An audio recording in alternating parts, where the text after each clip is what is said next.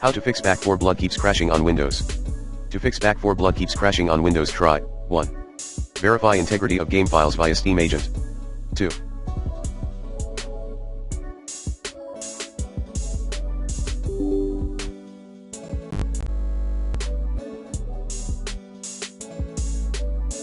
Check for conflicting programs, run Back4Blood game in Windows Clean Boot. 3.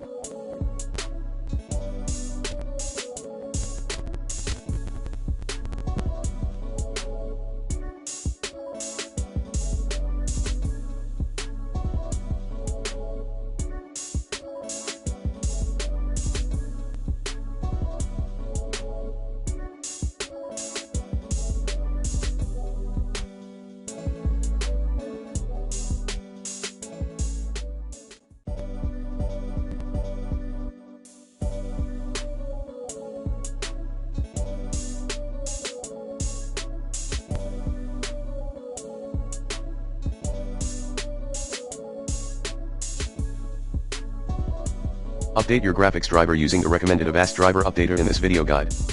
4. Turn off the anti-aliasing option in NVIDIA control panel.